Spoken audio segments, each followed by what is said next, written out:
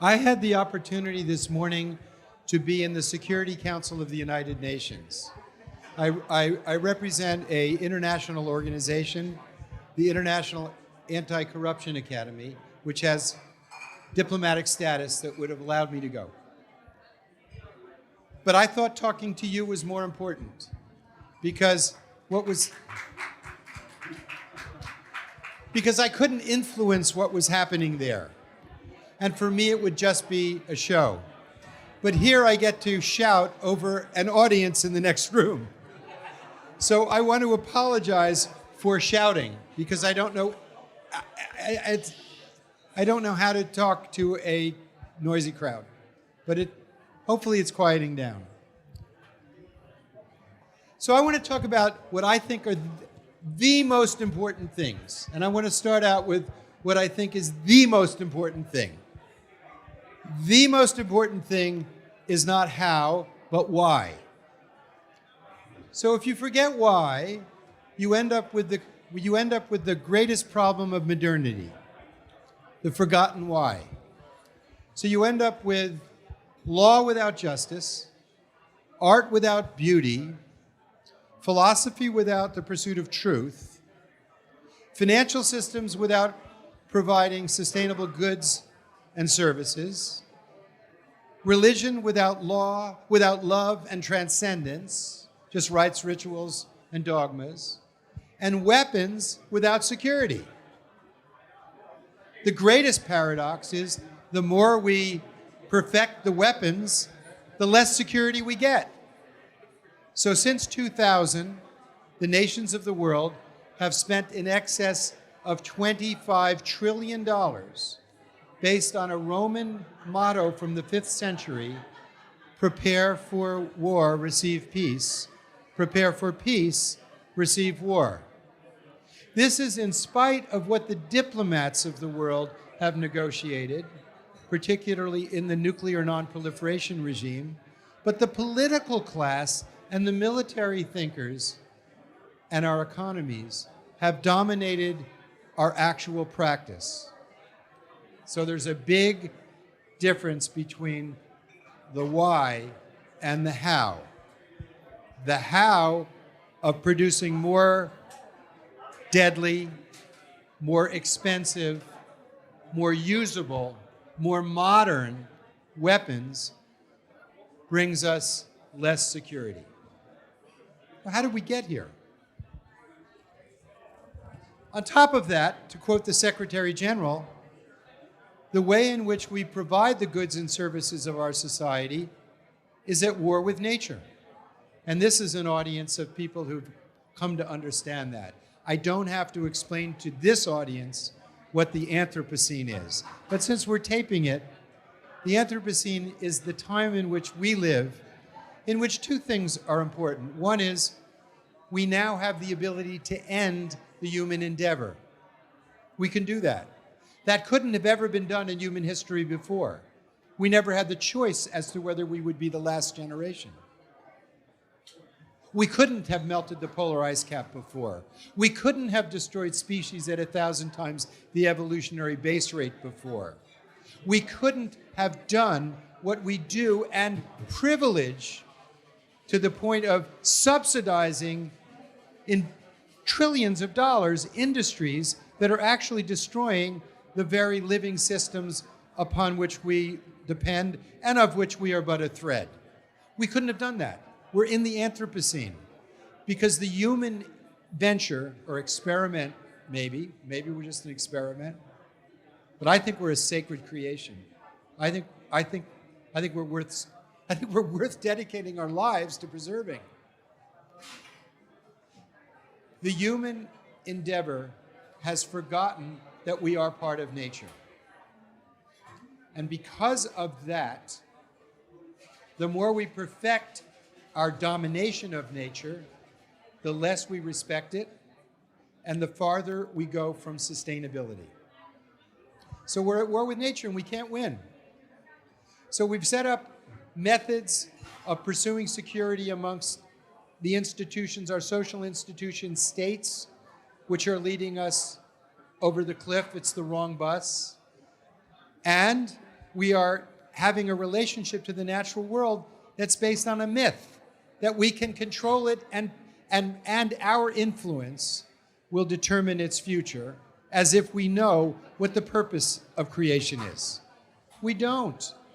I mean, if any of you were God, would you make platypuses? It's a mystery. So we need a little humility in the face of this mystery. We need a little respect for mystery. We don't know where we were before we were born, and we don't know where we're going to be a short while from now when our bodies dissolve. We don't know that. But to quote my political mentor, Senator Alan Cranston, we do know that on this sphere and infinite space is love. We do know that. We can see it in every child that's born, comes looking for it and immediately responding to their mother's love. And if they don't get it, they don't grow, they die. Every one of us came here looking for that love and that connection. And that's behind everything we do, because that, as Jesus said, that is God. So Muhammad called it compassion. Good idea to debate, compassion or love. How foolish have we become, right?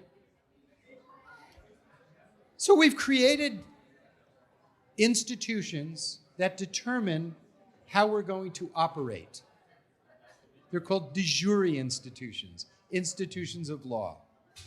But the institutions of law that dominate our world today were created really in the thinking of the 16th century. The state, for example, the modern state, was created in 1648 in the treaties of Westphalia. Why? What was the problem they were addressing? They weren't addressing protecting the climate. They weren't addressing weapons of mass destruction that could destroy the future. They were addressing the madness of people arguing over how Jesus' love could be best achieved. Protestants and Catholics were slaughtering each other in massive numbers in Central Europe, and they weren't going to stop.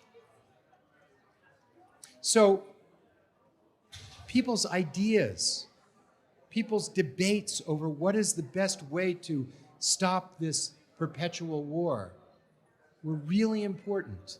And I think we're in a similar moment in human history in which ideas matter profoundly. The ideas that go to the why matter profoundly, as they did at that time. We're in a period in which if we don't get it right with the environment and we don't get it right with weapons of mass destruction, we will not survive as a species, and all that we do for our love of our children will be in vain. So it's really important. Ideas matter, and gatherings like this, and I want to thank you so much for gathering us. Leaders on purpose, leaders for purpose, leaders who are thinking why is really important. And it's not enough just to have one day. We have to continue these conversations until we get it right. So we're at this moment. So the state was created to address that problem. The other major institution that defines our behavior, independently of our personal sentiments, independently of our personal realizations, independently of whether we have hearts without borders, we don't have nations without borders. Independently of how much generosity you have in your heart, if you're working in a corporate entity, it's the corporate bylaws that determine your existence. So how did the modern corporation get created? When did it get created? It was really in the beginning of the 17th century. You get the British East Indies Company and the Dutch East Indies Company, right? The first limited liability companies. Where did that come from? Who had the ideas about it? Well, you can go back and see like a guy like Hugo Grotius. Hugo Grotius was the philosopher of the modern state and the philosopher of the modern corporation. He said, I want to make it clear that the marketplace and the monastery can be equidistant to God. He felt that freedom of contract and freedom of commerce, if done fairly, would bring justice and wealth into the affairs of states and human beings. There's a lot of truth in this. He also was at the cusp of the Reformation and Protestant movement that was based on the idea that the individual, you and me, all of us, have moral agency because we're individually blessed by God, and we don't have to go through an institution to realize our humanity. That's what the Protestant Revolution was about. It also had another aspect, which was the Holy Roman Empire dominated the capital markets. So you had, once they challenged that, you had this confluence of spiritual passion and insight, the value of my own life, and economic interest. So that's how the wealth of the modern age got created. So all of us here are people with the privilege of moral agency because of that thinking. But our corporate entities that were created by the concepts at that time did not include an insight of our impact on the natural world. And our state entities, our constitutions, the way in which we form states, did not take into consideration our global impact, our human security interest. It did not understand that. The United States Constitution, although it's based on the brilliant insight that all men and all human beings are created equal, did not have any global understanding because we didn't have a global impact at that time.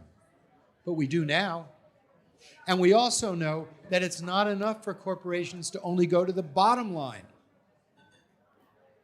They have to actually also understand their relationship to the natural world. So these are institutions that we create. We create states, we create corporations, and they were created, the ones we're driving are electric cars on horse and buggy roads of another time. That's the dilemma we face right now. So the conversation has to change. The conversation on governance has to change. The conversation on corporate purpose. Not necessarily corporate purpose in this group, but how do we change the way in which the charters are done, the charters of our banking institutions, because these are de jure institutions. I say, love people, use things, and understand that our institutional structures are things. They're things. Our ideas are things. And thus we can change them. But when we love the things as ends in themselves and use people, we won't get it right. So here are some suggestions of things that I think we can make a difference in. One is the Sustainable Development Goals of the United Nations have to succeed because it's the only countervailing model to military nationalism, the burlesque expression of which we're seeing in the horrors of Ukraine.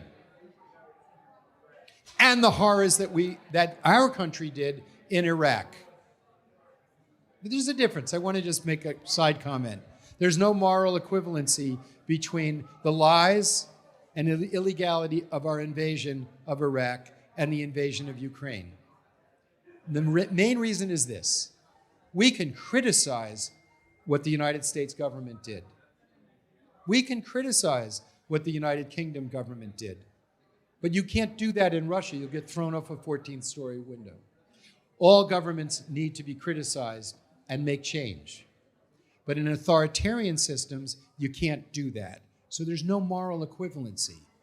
There's one man made a decision to invade Ukraine, and you can't change that kind of a system.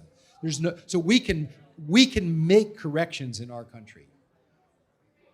So that's one, is we need to have a real conversation of what is human security, because the purpose of the state is to serve people, not people to serve the state. And that's what human security is about. Two, for the Sustainable Development Goals to be obtained, money is needed. When they were created, there was money. There wasn't COVID, there wasn't the war, but it's not there now. But there's $2 to $4 trillion bled from the productive economies of the world by tax evasion, tax avoidance, human trafficking, drug running, and all sorts of bribery, nefarious activities. And $2 to $4 trillion could be captured if we mainstream anti-corruption. And three, and I'm going to conclude with this. We've developed a technology that can melt the polar ice cap. It took hundreds of years to do this. It's more important now that we develop a technology to melt the human heart. That's all I want to leave with you. Thank you.